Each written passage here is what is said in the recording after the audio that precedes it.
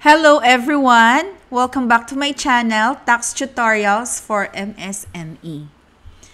Meron akong client taxpayer nag-avail ng one-on-one tutorial. Ang kanyang problem, nag-register siya sa Bureau of Internal Revenue last year pa, December 11, 2024, ang kanyang registration date. Ang kanyang tax types, individual income tax, and quarterly percentage tax.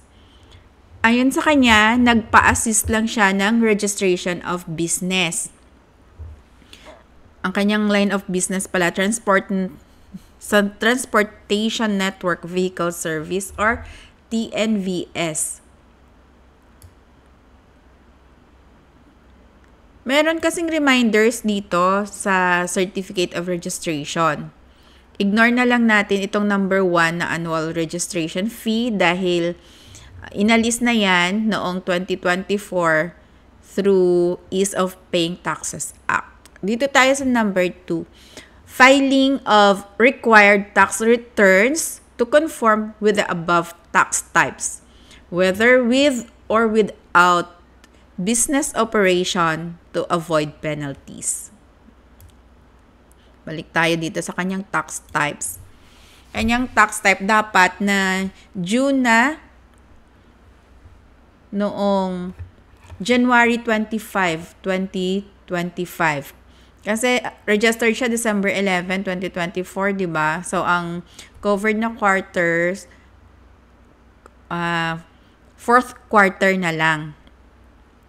For the month of October, November, December. So, dapat December, nag-cut off na ng fourth quarter. Kaya lang wala pa naman siyang operation dahil ang TNVS ay kailangan may, kung bago pa lang, provisional authority para makatakbo yung sasakyan para makapagbiyahe. So, nitong December, wala pa siyang provisional authority or PA. Itong individual income tax na 1701Q, hindi na to required kasi from first to third quarter lang ang 1701Q.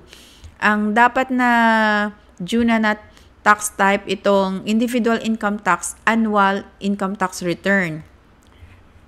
So, dalawa yung tax types na hindi niya na gawa. Kahit bayaran mo yung penalties nito, kailangan pa rin mag-file ng no transaction. So, yun yung ituturo ko ngayon kung paano mag-file. Dapat kung bago pa lang mag-file nitong tax returns, mag-download ng EBIR forms version 7.9.5.0. Mag-install sa computer. Then, i-encode ang tax identification number, RDO code, line of business, taxpayer's name, registered address, zip code, telephone number, and active email address. Okay? Meron akong profile dito ng aking taxpayer.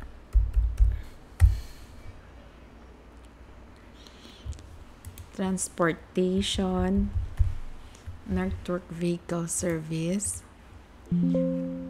Ang taxpayer name kapag individual, ang format ay last name, first name, and middle name. Hindi po yung business name or trade name. Registered name po sa BIR.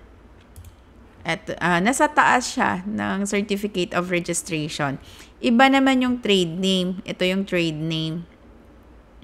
Pag nagfa-file tayo, ang ginagamit yung registered name. Kung ang iyong business ay corporation, yung registered name. Okay. Dito sa list of forms, select 2551Q version 2018. Bakit laging version 2018? Dahil ang 2018, yan yung effectivity ng train law. Okay. Click fill up.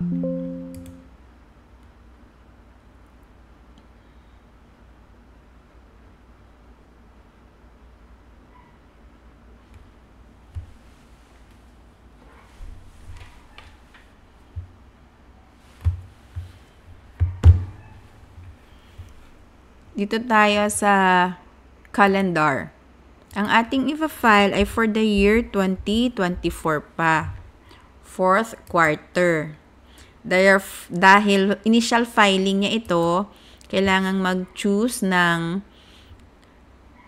tax type. Dalawa ang pagpipilian. Graduated income tax rate on net taxable income or 8% income tax rate on gross sales receipts. Dahil late filing na, hindi na pwedeng mag-avail ng 8%.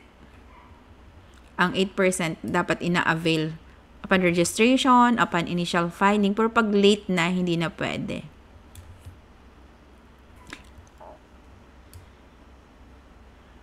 Kapag zero transaction, kailangan pa rin maglagay ng ATC dito sa second page, tapos zero taxable amount.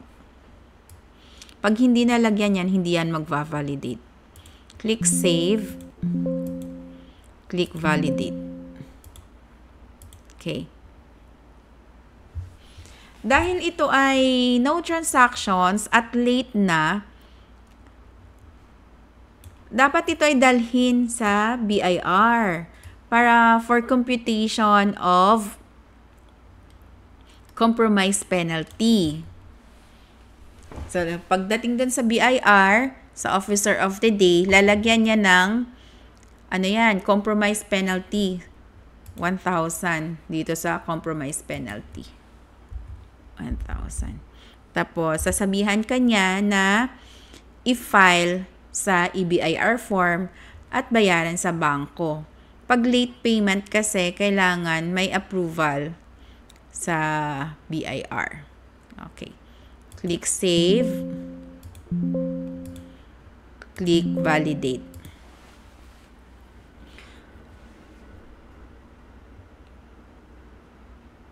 Pwede nang i-print at dalhin sa BIR for approval. Kapag may approval na, pwede namang i-submit na kasi madami naman akong client na na-assist na 1,000 yung compromise penalty. Pwede kang humingi ng discount. Banggitin mo lang yung Ease of Paying Taxes Act na reduced penalty pag in-approve ka na 500 pesos. Pero pag hindi na-approve, depende kasi sa kanila eh. Meron akong client na tinuruan ko na maghingi ng discount 500 pesos, hindi naman siya in-approve. So, balik ka pa din sa 1,000. Okay, submit final copy para magkaroon ka na ng tax return receipt confirmation. Kapag kayo ang gagawa, i-click itong okay. Sa ngayon, hindi ko na i-click para hindi ma-send itong form ko dahil sample lang ito. So, pag na-i-click na ito, at successful ang submission, makakatanggap kayo ng message sa screen na submit successful. Hintayin lang, mayroong darating sa email na tax return receipt confirmation. Yun yung proof ng online filing. So, pag pupunta ka na ng BIR, mag-print ka nito ng 3 copies din ng tax return receipt confirmation. Pa-approvean. Then, pag na-approve na, may signature na dito ng BIR. Tatatakan nila tong form na penalties computed. Meron silang pangtatak. Kailangang pirmahan dito. Signature over printed name. Tsaka dalhin sa bangko para bayaran. Okay? Balik tayo sa ating COR. Dito sa tax type natin ay individual income tax. Ang gagamitin nating form ay 1701A lang. Kasi wala naman tayong income. Okay, 1701A. BRR 1701A, Annual Income Tax Return New. Bakit Annual Income Tax Return na kaagad? Kasi fourth quarter na. Wala nang quarterly income tax kapag fourth quarter. Annual na. Ang deadline ng Annual Income Tax Return ay April 15. So, kung ito ay for the year 2024, ang deadline nito ay April 15, 2025. Late na. So, may penalties na naman. Single proprietor, business income, graduated rates, birthday, October 24, kunyari lang yan, 1988. Then, Filipino,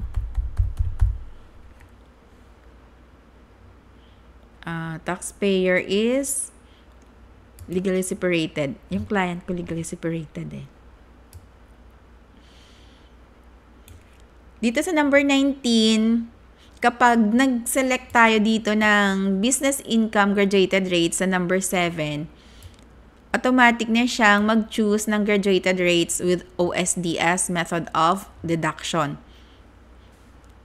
Kasi itong 1701A, ang choices lang natin dito, graduated rates with OSD as method of deduction or 8%. Kapag itemized deduction, dun yun sa 1701. May separate video tutorial ako para dun sa itemized deduction. Wala naman tayong i-encode na sales dahil wala pa namang operations. So, click save. Click validate. Validation successful. Click OK. Then print.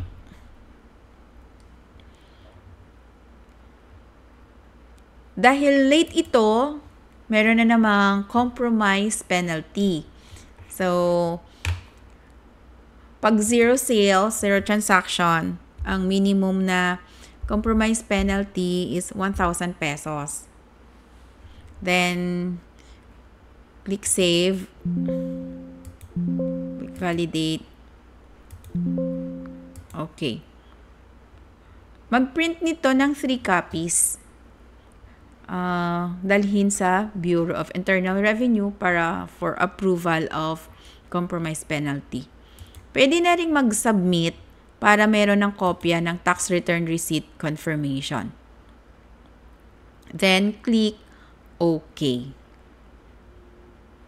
Cancel ko lang kasi hindi naman to totoong filing. Sample lang ito.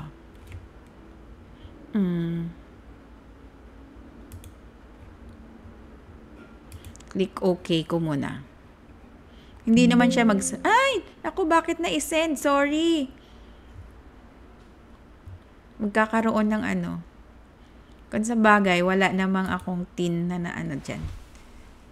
Dapat hindi sinisend. Okay. Kasi 00 lang naman yung tin nito. Buti na lang hindi ko ginamit yung tin ko. Magkakaroon ako ng tax returns doon.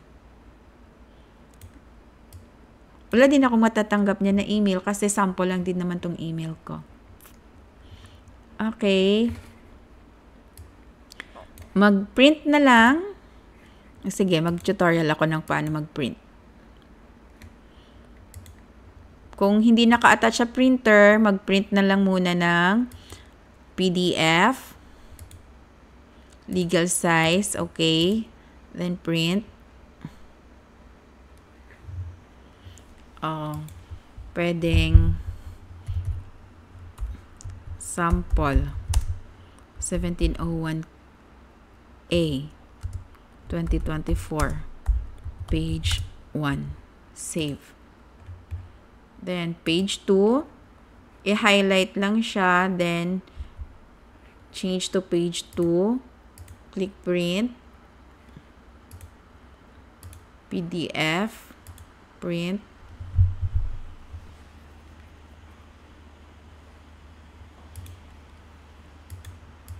page 2. Click save. Okay, ganyan lang kadali mag-file.